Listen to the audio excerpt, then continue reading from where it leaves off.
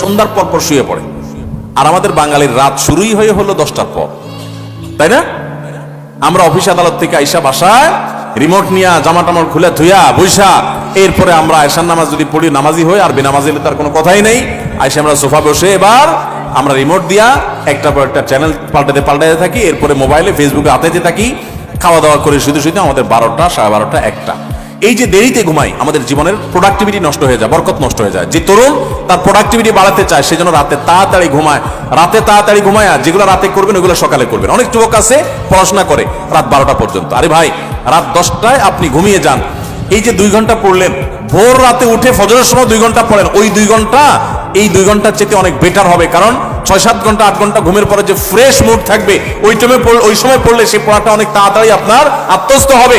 আপনি সারা দিনের হ্যাসেলের পর রাত্রে পড়তে যান, আপনার মাথায় পড়াটা এত তাড়াতাড়ি রপ্ত হবে না, যত তাড়াতাড়ি রপ্ত হবে 6-7 ঘন্টা ঘুমানোর পর। আমি একটা কথা সবসময় বলি, এই যে হেফজুখানার ছাত্রদেরকে আমরা পুরস্কার দিলাম আজকে, সারা বাংলাদেশের সমস্ত হেফজুখানার ছাত্রগুলো এক একটা মিরাকল, এক একটা অলৌকিক।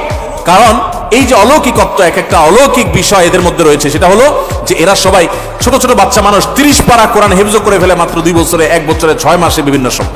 কিভাবে সম্ভব? 30 পারা কোরআন, এত বড় কোরআন পুরাটার হেফজ করে ফেলে, মুখস্থ করে ফেলে, কিভাবে সম্ভব? যে কয়েকটা সিক্রেট আছে, এই সিক্রেটস গুলোর মধ্যে একটা সিক্রেট হলো, একটা রহস্য হলো যে হেফজুখানায় 100% ছেলেরা রাতে তাড়াতাড়ি ঘুমায়।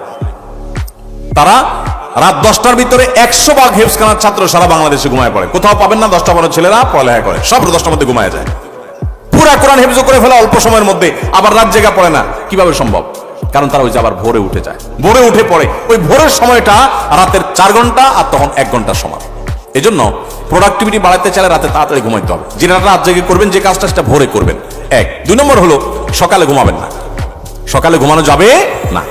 সকালের ঘুম মানুষের জীবনের বরকত নষ্ট করে দেয়। আমাদের নবী সাল্লাল্লাহু আলাইহি ওয়াসাল্লাম দোয়া করেছেন, আল্লাহুম্মা বারিক লি উম্মতি ফি বুকুরিহা, আল্লাহ আমার উম্মতের জন্য সকালের সময়টাতে বরকত দান করবেন। আর ওই টাইমে আপনি ঘুমায় থাকেন।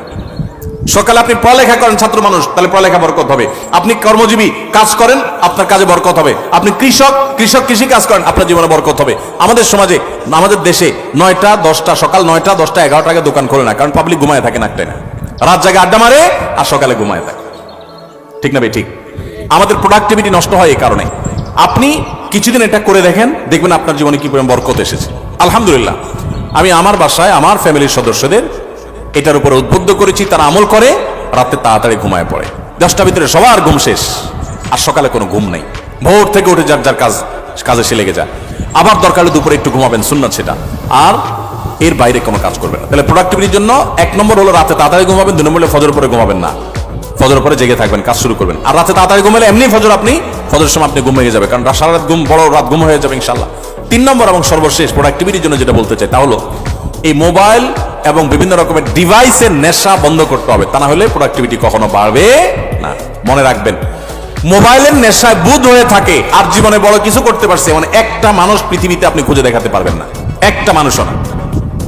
মোবাইলের নেশায় সারাদিন ভূতের মতো মোবাইল টিপে আর আঙুল দিয়ে স্ক্রল করে একটু পর পর, এই মানুষগুলো জীবনে বড় কিছু করতে পারে না যদি এই অভ্যাস না ছাড়ে। এই অভ্যাস যেদিন ছাড়ে সেদিন তৌফিক হতে পারে। একসাথে মোবাইলের নেশাও আছে, আবার বড় কিছু করতে পেরেছে, এটা হয় না। অনেককে আমরা ওয়াজ শোনার নাম দিয়ে শয়তান আমাদেরকে মোবাইলের পিছনে লাগাই দিস। আরে প্রোডাক্টিভিটির জন্য এই কাজগুলো করবেন। আল্লাহ আমাদেরকে তৌফিক দান করুন।